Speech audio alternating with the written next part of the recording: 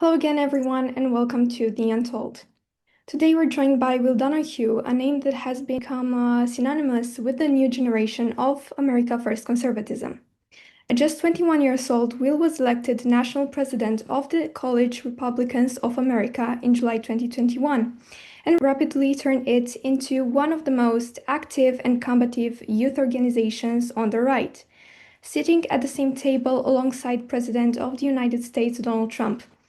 Will, welcome and thank you so much for taking the time to speak with us today. Thank you for having me. To start off, could you please give us a quick overview of your background? Where did you grow up, and what's your current path in education and professional life, like your studies at Notre Dame Law School? Sure. Yeah, I grew up just outside of Los Angeles in a not super progressive but liberal household. My parents were Democrats. They voted for Obama. They didn't vote for Hillary Clinton in 2016, but they voted for Obama. My upbringing was very normal, not political at all. I actually wanted to be a doctor, and when I got to college, I went to Loyola Marymount University. I started out in biology and I loved it. I really wanted to be a doctor, but the conditions in the United States were beginning to decline around that time. They really started to decline in 2016, but I didn't notice it in high school. It was very noticeable in college. One thing led to another. I joined a group called Young Americans for Freedom here in the United States. It's a moderate right organization that was focused around some of the policies that Ronald Reagan proposed. After about a year in that group, I joined College Republicans. Like you said, I joined the California College Republicans and became its chairman in 2021. And then after running the state for a couple of years, I decided to go to law school. And so in 2022, I graduated from Loyola Marymount and went to Notre Dame for law school. Um, I had to take a year off from there, and I started College Republicans America in 2023, and that was a great time for that because it was leading up to the next election, and we grew it very quickly. We made 1.1 million voter contacts for President Trump in 2024. And then I we just kept going, and it's up to 300 chapters now, about 15,000 students that attend meetings somewhat regularly, and probably a lot more than that that are on the rosters. I don't know the latest numbers, but yeah, now I'm a political consultant and working in private equity and a couple other areas. And I finished my law degree in May 26th. I've seen that you have met President Donald Trump.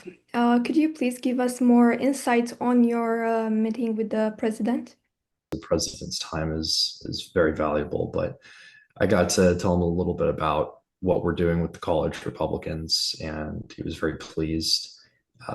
They ended up hiring,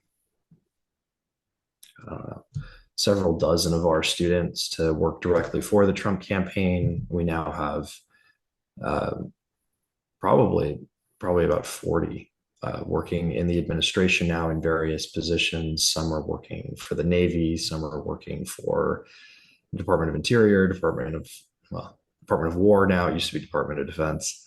We got a couple kids working as White House liaisons. So I'm very happy with how that all went down, and Trump and his team were very supportive of our organization in 2024, and we worked very closely with Team Trump to run several deployments.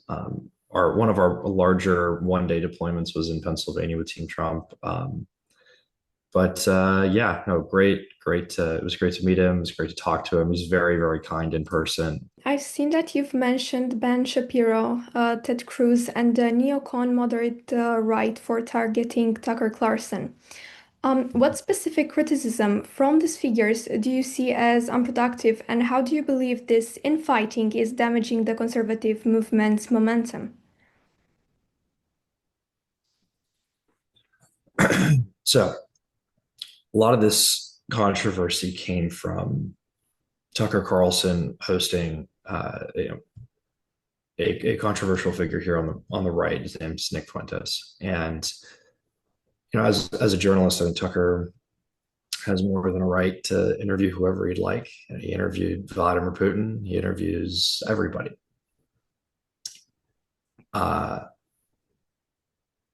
Regardless of what you think of Nick Fuentes' views, that was Tucker's right.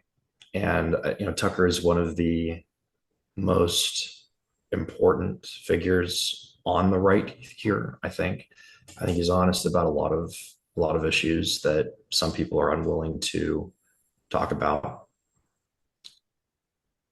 Ted Cruz and Ben Shapiro and some of these neoconservative figures on the right, they decided that it was inappropriate for Tucker to host Nick and have been lambasting him on social media for almost 4 weeks now. Actually, no, it's longer than that.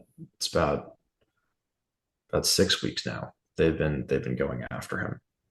So my immediate response was, Charlie Kirk has recently been assassinated. You've got an attorney general candidate in Virginia that was openly like hoping for the death of his opponent's children. The left applauded Charlie Kirk's death. And we have members of our own party that are more concerned with ideological purity and protecting foreign nations' interests, whether it be Israel or Ukraine, than defending our own. And so we call it punching right. And that's unacceptable these days. With the left being so radical in their rhetoric, you had the chairman of the DNC come out and say, we're eliminating the filibuster. The Republicans are all fascists. We are not playing by the rules anymore. I'm not being hyperbolic. We need to go out there and fight. It's like, that's the chairman of the DNC. That is the head of the Democrat Party coming out and saying things that are not only against every norm that we have currently in the country, but it's very dangerous rhetoric. It's not like some random, left-wing activist coming out saying that. That's the head of the party. So, we need to come out hard against the left right now. They don't attack their own. The progressives and the liberals, they have all of their fights internally. They go behind closed chambers and they duke it out. And then they come out and they have one message going forward. The Republicans don't do that. If you look at the graphs of political tolerance on the left and right, the ideological voting of the left is a very, very close package. And the right, it's very spread out. Right-wing people tend to be free thinkers, and that makes them volatile when it comes to working well together with others. And so Ben Shapiro and Ted Cruz, their whole mantra has been, we cannot allow these fringe ideas to continue to proliferate. If we're going to exist, we have to be, morally bound to blah, blah, blah, blah, blah. The right needs to win right now. And I think Ted Cruz and Ben Shapiro have been completely unproductive. I think their ideas suck in general, but they need to back down, or we're going to replace them. Ted Cruz wants to run for president. I'm going to dedicate all of my resources to make sure he doesn't win the primary now, because we need to be united as a right-wing coalition, especially in the face of enemies that literally want us dead. You referenced statistics from Forbes showing that only 30% of 2025 college graduates and 41% of 2024 graduates found entry-level jobs in their fields.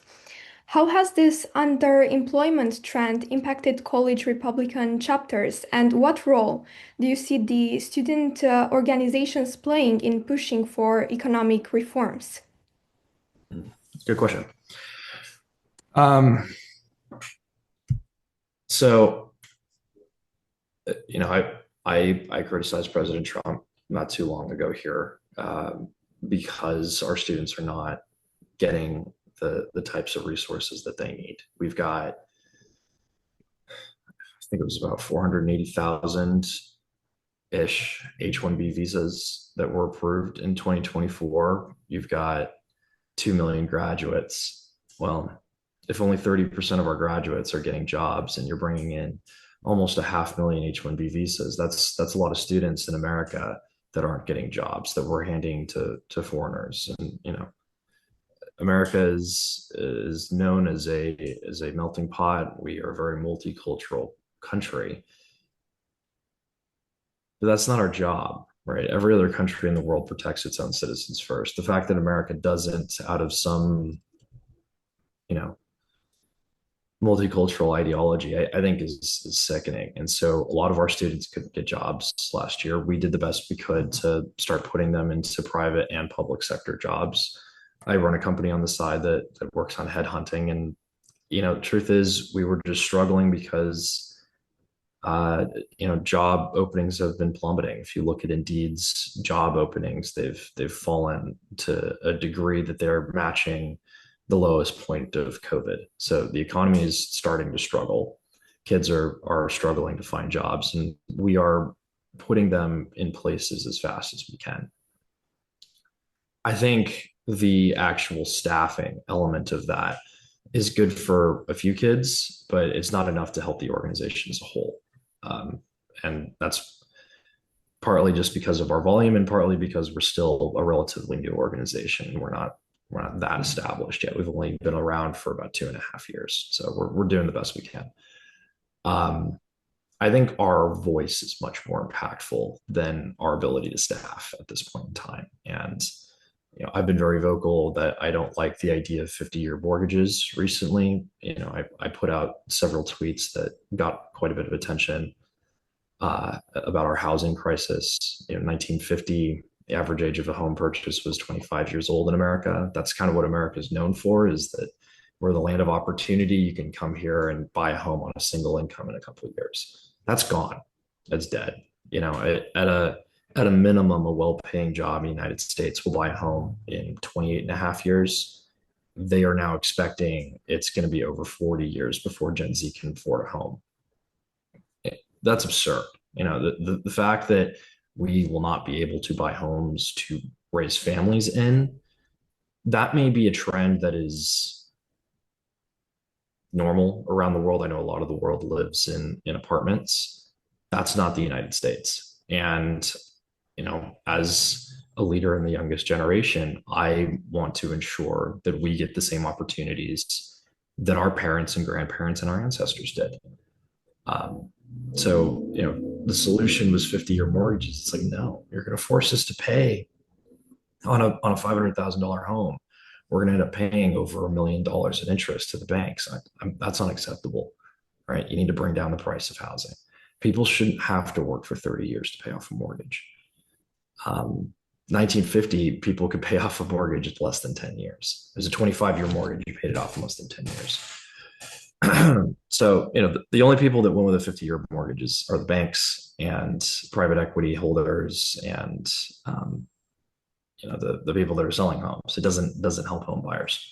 So the solution is deportations. We have 25, potentially even 30 million illegal immigrants in this country. They all need to go.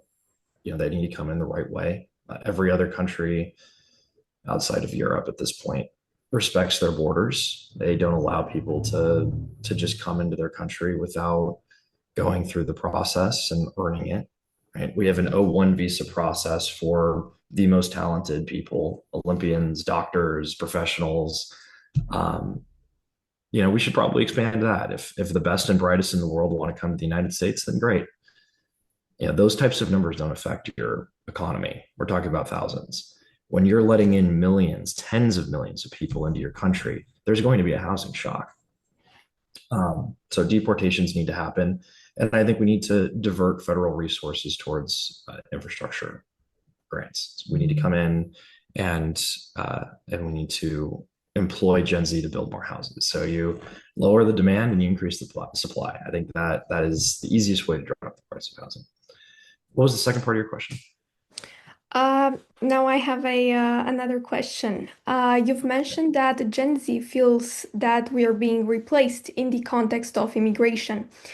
Now, what evidence or experiences from college campuses have led you to this view, and how should the Republican Party prioritize immigration reform to appeal to our generation?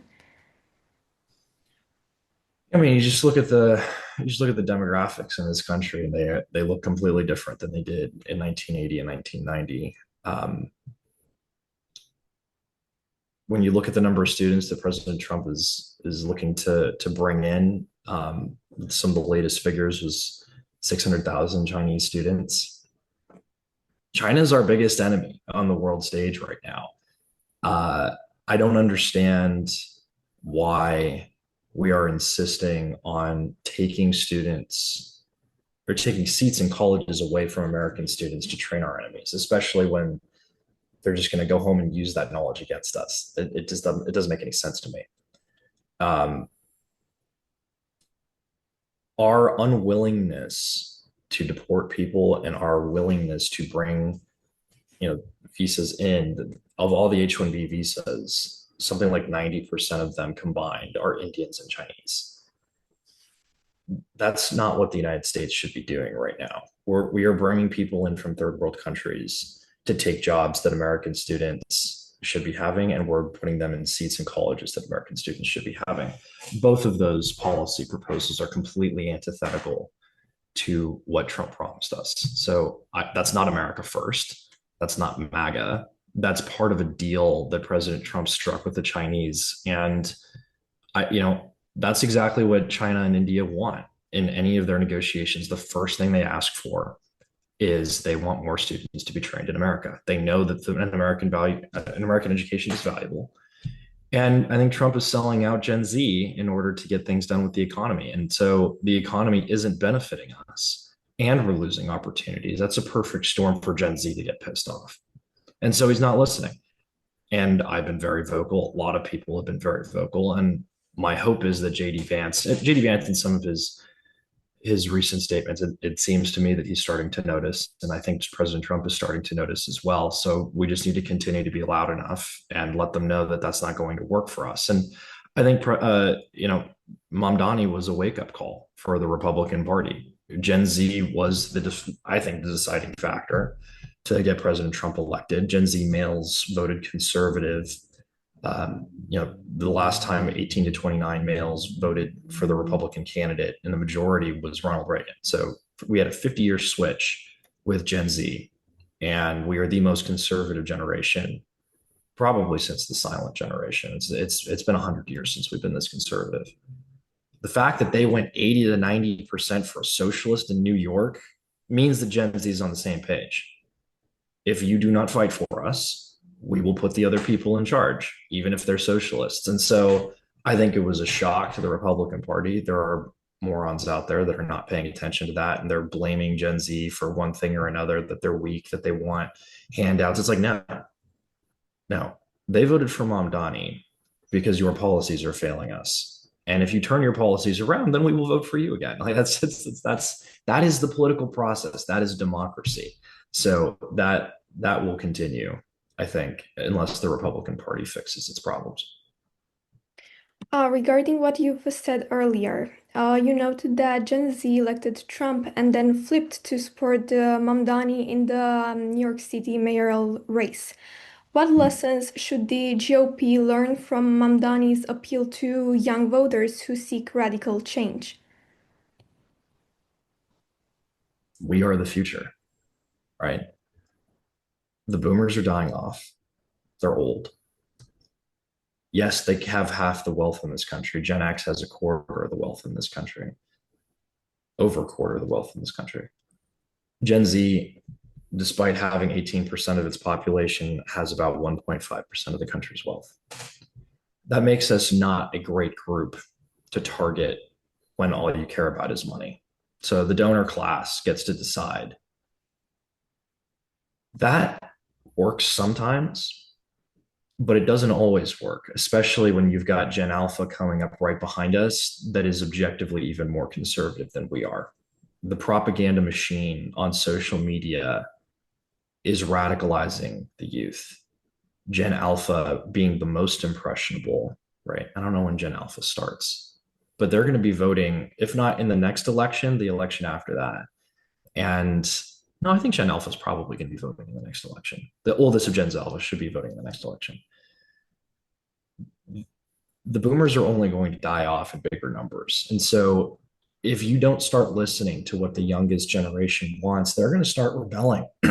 Now, I'm not calling for violence, but at the same time, what you've seen in Indonesia and Nepal and Serbia and now Mexico City and Madagascar is Gen Z globally is growing up in a world where the economy is not built for them, where they are not getting what they want, and they are starting to rebel. And the problem is we send 18 to 25-year-old men off to war to take the hill because they've got the testosterone, the strength, and the lack of opportunity to go do that. Our young men go die in wars. We haven't had a war in a long time. All of the young men have coalesced in their countries. If they continue to not get what they want and they don't see a future, what do you think is going to happen? I mean, politicians are just dumb. Like you are going to get radical men pushing very, very hard to get what they want. Now, America's a little different. We have a strong democracy, and the youth have, I think, a very large role to play in that democratic process. In some of these other countries where the government's more oppressive, Madagascar, Nepal, Mexico City, they just resorted to violence, which, I'm not going to condemn it because I think they're justified. I consider those revolutionaries. That's not terrorism, right? Those are people fighting for freedom. So I'm not against that, but I'm also not calling for violence here in the States. I think we can still turn this around democratically. We're not at that point yet. I think Europe's getting to that point. You've got the European Union forcing countries to take in these migrants. Rapes are up 800 to 1,000% in some of these countries. Your home country of Romania, which I absolutely adore, by the way, Nukur Sudan has accepted all these deals to allow the migrants in. What do you think is going to happen to Romania's daughters? Like, you're going to get a lot of countries that are going to start really getting upset. Fathers, brothers, husbands that do not want their women to be put in danger, that want their jobs to continue to be available for them. The powers that be, these institutions. Ursula von der Leyen is such a, she is the worst. I mean, I have seen very few leaders on the world stage that's worse than Ursula. You're going to see Gen Z continue to get more radical, and if you do not adjust accordingly, they will rise up and they will fix things, because this generation is radical and this generation is very upset. You reposted about President Trump defending Tucker Carlson, calling it well put. How has Trump's stance influenced the ongoing debates within the conservative movement, and why do you believe figures like Carlson in particular are essential despite the controversies? Let's see. Oh yeah, so that was about President Trump defending Tucker Carlson. So this kind of goes back to the point that I was talking about earlier about not punching right. Mm-hmm. And I think despite some of President Trump's recent policy measures that I've not been a fan of, obviously I still support the president. Let's start there. I obviously still support the president. I am the chairman of the Republican youth organization. So we need to all be on the same page right now. The fact that President Trump and JD Vance have been unwilling to disown Tucker and Nick and other figures on the right that are considered radical, I think is a move in the right direction. And when you've got figures like Ben Shapiro and Ted Cruz being far worse than Shapiro, by the way. So Shapiro is a political commentator his influence on the movement these days is minimal. It was very high back in the 2010s, very, very high. These days, his influence is practically zero. I mean, a lot of people look at his posts, but he gets ratioed so often that it's becoming clear that people don't care what he thinks anymore. Cruz is one of the most prominent senators we have from the state of Texas. Like, when Ted Cruz comes out and says things, people actually listen. And that became a problem. So when Trump counter signaled him and said, I think it's Tucker's full right to interview who he wants, I was like, yes, that is what needs to happen. When JD Vance came out and said that he wasn't going to disown these guys, like, that was great. That's exactly what we need to be doing right now. We all need to be fighting on the same team. And we can criticize policy positions. I criticize the president's policy positions when I don't agree with them, as is my right as a stakeholder in the movement. Going after people and canceling them and putting out people that have been fighting for the cause for a long time isn't productive. And so I agree with the president there. Now is not the time to be fighting our own.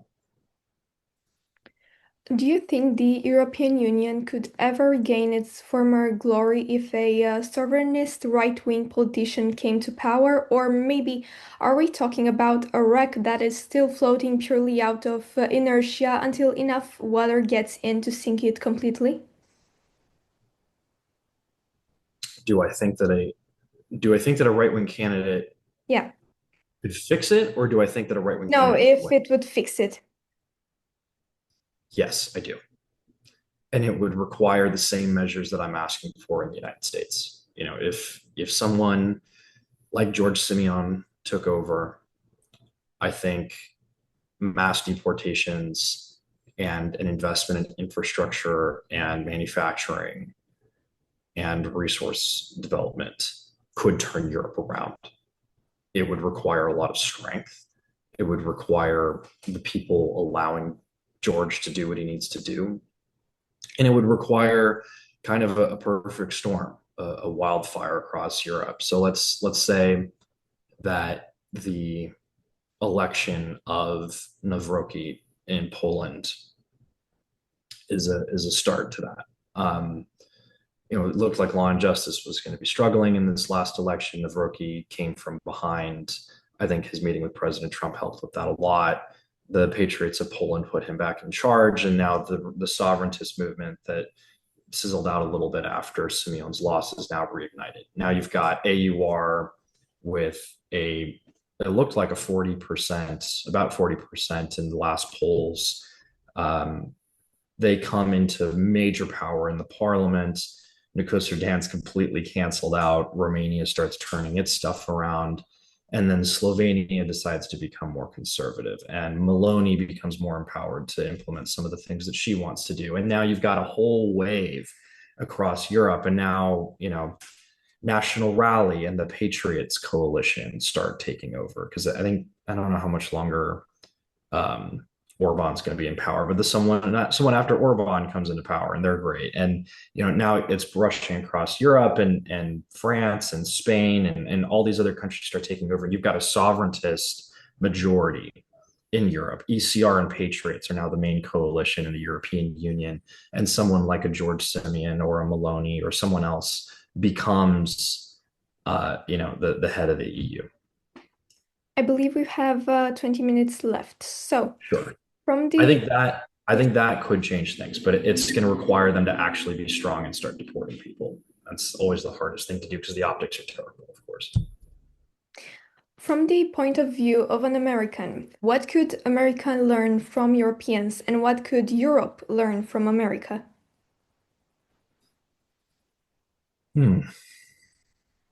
I think Europe right now is fairly good about not allowing money to enter politics. If you can learn anything from America, it's that lobbying money and the PAC structure is the biggest cancer on free and fair elections. If you look at our charts for how things get done, for the lowest classes, what they want in terms of policy change never gets executed. The top 2% of wealth in this country can decide whether a policy measure gets flattened and they got about a 2/3 chance of getting it through if they really want it. So, and for all intents and purposes, America is an oligarchy. The money in the system is enough to sway what the politicians want. It gets them to defend certain issues that they normally wouldn't want because their constituents don't want them. You can't allow money to enter the political arena. And I think America can learn from the damage that has been done to Europe on immigration. Now, objectively, our friends from the South, from Mexico and Guatemala and El Salvador and Brazil and Ecuador and Venezuela, they are nowhere near as, I would say, damaging as their Arab and African counterparts. The damage that has been done to Europe from your immigration is way worse than it is with us. We have different problems, right? Our inner cities have become dangerous. The drug trade is a massive problem. So I don't think that's really what Europe is dealing with. But for you guys, the rape, the public attacks, the safety problems that are present in Europe right now, and you guys don't even have guns, right? If Europe had guns, it'd probably be even worse. We need to learn from the immigration problems in Europe and put an end to that. Also, the economic downturn that has happened in some of these countries where the immigrants have come through, especially in countries like Greece. We need to learn from that. These countries that take on massive immigrant populations end up getting hurt the worst. And my family, originally from Greece, my mother was born in Greece. My family over there is having such a hard time. So I think immigration for the United States and the economy, just money in general in the political arena for Europe, I think those are the two things that you need to learn. Do you think Charlie Kirk would have become such a significant future threat to the American deep state that they decided to eliminate him?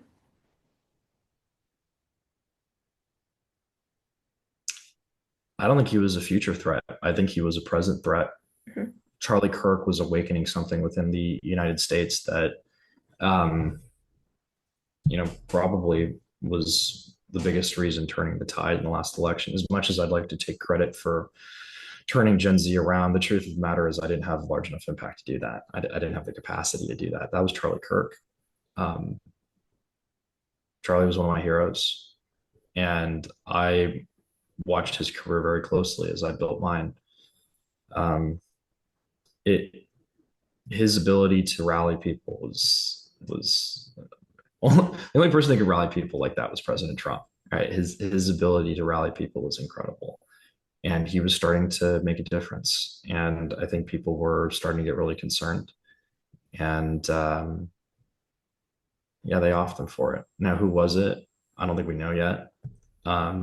They have someone in custody. He very, very well be the killer. As a student of the law, I think people are presumed innocent until proven guilty. So it's to be seen whether they have enough evidence to convict this guy, or if it was someone else. It's literally just objectively to be seen. I have no idea. And I don't know what their motives are yet. Was it because of some personal held, hate for Charlie? Was it a coordinated attack on him? I don't know. And I think the trial to come will be insightful for that, but I think it's too early to tell why. Is there maybe a higher force that is deliberately trying to sow extreme division among us for a purpose that is well known only to the deep state? Sure. Yeah, there's several entities on the left that do this type of stuff. You've got the Soros foundations that are tied to all sorts of dark money. You got Arabella Advisors that most people don't know about, that is also tied to quite a bit of dark money. Those institutions fund all sorts of protests and the camps that you've seen on all these college campuses. There's groups that get funding or funding from partners of these organizations. Public Citizen is very, very involved. Um, we don't really do that on the right. You don't get a lot of angry protests like these No Kings days. The groups that were putting those together, their funding links went straight back to Act Blue, which is the Democrat Party's fundraising platform. For the Republicans have Win Red, Democrats have Act Blue. So you saw all these Democrat politicians involved in the No Kings protests. They were just being obvious about it at that point. All of the other protests that have come before that, the Palestinian protests, the protests against President Trump, the Black Lives Matter protests, all of these things were funded by all these other groups. And then you get pallets of bricks showing up out of nowhere and supplies for all the protesters that just pop up. It's like they're being funded by something. And I think the Department of Justice needs to start investigating these nonprofits for inciting violence.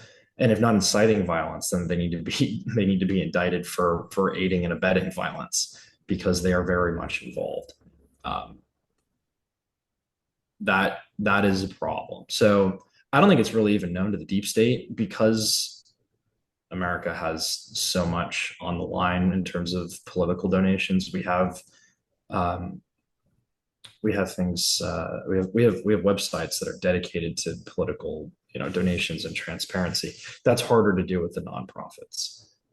But some of the nonprofits do have to disclose where they're sending their money. So we're able to track some of that money flow and it needs to be investigated.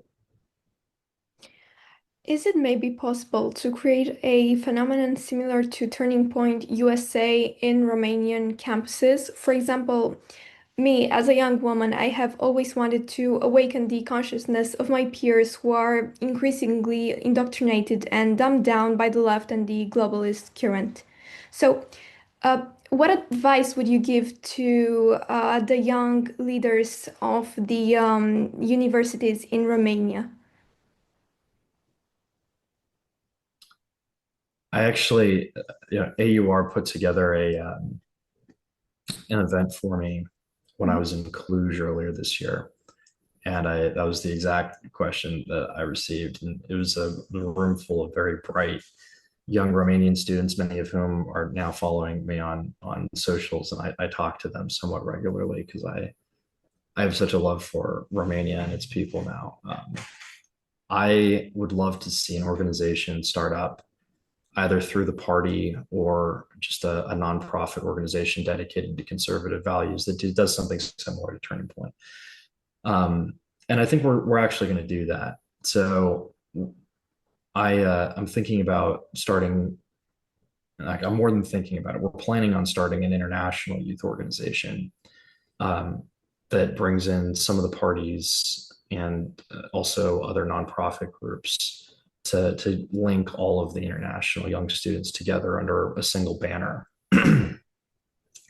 And we're going to be focusing a lot on Europe and America for obvious reasons, but we also need to focus on Korea that's got its own fights right now. I think Japan's perfectly fine at the moment, but we'll have Japan in as well. And I'd like to start some groups in Africa. The South Americans desperately need it. We need it's a global fight at this point. It's not a globalist fight at this point, but it's a global sovereignty fight. Um, so I think the biggest piece of advice I can give to Romanians is this: your country is under threat at this moment of falling back into the same tyranny that it survived over 40 years ago. And you have one of two choices. You can either sit back as Greece has and just kind of allow the government to take root of your lives and take your economic prosperity away from you. The Greeks have just become so depressed. It's so sad to see like arguably the greatest culture known to man fall to the wayside under a group of small families that are intent to gobble up all of the wealth and keep the people pacified. And they've succeeded. The Greeks, I don't know if there's any getting the Greeks back. Eventually they'll wake up, but they're not there yet. I think Romanians can still fight, and overcoming communism puts you guys at just so recently is putting you guys at an advantage because you've got people that are alive in your country that still remember communism. Um, Dan is a serious threat to that. I think allowing Ursula to start the immigration chain in your country is a massive threat. And so you need to start standing up on your campuses, and you need to start using your voices to push back. You need to have tabling on campus if possible. I'm not sure what the laws are in Romania. To start asking hard questions, and you need to get the youth on the same page. Social media is going to be very important for that, but having clubs that invite speakers in and allow for some political discourse to start happening is necessary. And I think if you start doing that, you start putting together the movement that Charlie put together, or something different. It can be something different. Start pushing for these sovereigntist messages, and asking for better jobs, and asking for the removal of some of these migrants. It will be necessary to maintain Romania's rich tradition and culture and history. And as my final question, I'd like to dive into a topic that hits close to home for many Romanians, while also reflecting on what we've seen in the US. Like millions around the world, I followed President Trump's legal battles closely. The courtroom appearances, the FBI raid on Mar-a-Lago, the multiple indictments, and so on. Many believe that Attorney General Merrick Garland, the Democrat-aligned prosecutors, deliberately weaponized the Department of Justice to keep Trump off the ballot or even imprison him. In Romania, we are living through something painfully similar. A powerful group of unaccountable judges and prosecutors hold near absolute power. The most outrageous the abuse, the faster the promotions. And just to give an example, just recently, the Superior Council of Magistracy appointed Alexandru Volintiru, a Romanian judge, as head of the criminal section of the Court of Bucharest. The same judge who, in a notorious case, continued the judicial proceedings and opened the floor for arguments, even though the deceased person was no longer present to exercise their right to a defense.